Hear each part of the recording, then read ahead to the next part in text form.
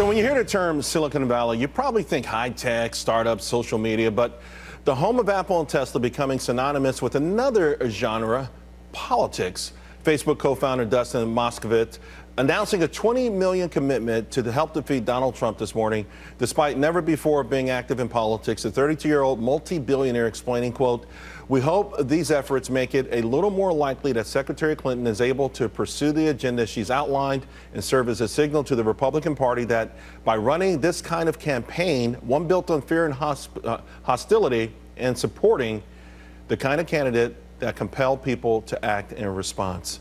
So what does this mean for the state of the race? I want to bring in Adam Goodman, Gina Loudon, Danielle McLaughlin to help us all break it down. Gina, we know Silicon Valley would like to have more weight in Washington, D.C., maybe to rival Wall Street, but their agenda is pretty clear.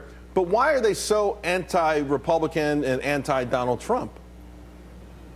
Well, let me first say, Charles, that I don't think, Hillary's already spent $100 million on ads, and she's still slipping in the polls. So I'm not sure that his money is going to make the difference he hopes it makes. But here's the reason. It's very simple. A Mr. Trump presidency, a President Trump, is going to cost billionaires a lot of money, because if Mr. Trump, if illegals start to leave the United States, then legal U.S. citizens will take those jobs, wages will go up. Same thing with shipping jobs overseas, Charles. Once they can't do that anymore, then it's going to cost billionaires like Mr. Moskovitz a lot more money. And that's my guess as to why he went ahead and made this big donation to Hillary Clinton. He wants to keep his loopholes. What do you think, Danielle? You support Hillary Clinton. Why? She had one of these fundraisers. The Clooney's hosted it, but they hosted it at one of these big guys' house. It was $300 grand, $330 grand a pop. She's bringing big money from these people. What are they trying to buy from her? They're not trying to buy anything, but what they're not wanting to pay for is a Trump presidency. You're seeing Meg Whitman is a great example. Hewlett-Packard CEO, lifelong Republican, on the campaign trail for Hillary Clinton. It's not that they're rejecting necessarily Republican principles, I don't think, but this is a very clear rejection, I think, of Donald Trump. $20 million you're trying to buy something. Listen, Adam, let me. Adam, listen. There's writing a check, and then they're saying, "Hey, I want a certain amount of influence if you're in charge." And this is what I'm trying to figure out: why Silicon Valley, as a prime area of business and success in America, wouldn't be on the same page with most American businesses that want lower taxes, want fewer regulations, and would like to be uncuffed so that they can grow their businesses.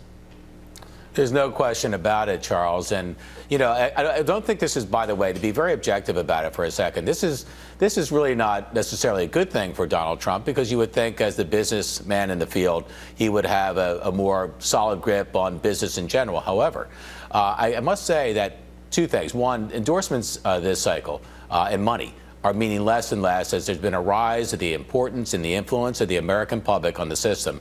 And number two is, I really believe that at the end of the day, it's very tough for us to listen to Dustin Moskovitz, who is worth $10.7 billion and lives in one world, and doesn't understand the fear and pressures that the rest of us, the worker bees of the world, are living through. And I think this is going to have less impact on them and more impact on kind of the nightly, overnight stories about how the field is shifting as is the support base. Gina, you agree with that? You think there's just a total disconnect with these folks? I think that here's what's going on, Charles, that the people who want to bilk the system, billionaires in particular, who are used to their cushy relationship, right, their pay-to-play relationship with the Obama-Clinton administration, they don't want to see it go. Here's my prediction, Charles. Hillary Clinton talks about a $15 minimum wage. My prediction is that if Mr. Trump becomes president, the free market will naturally raise the minimum wage to far higher than that $15 an hour, because of the changes and the reforms that Mr. Trump is going to make. And a billionaire like Moskovitz is going to be one of the last people that wants to pay that tab, because he knows he would. Well, same tide lifts all ships. Guys, thank you very much. Coming up next.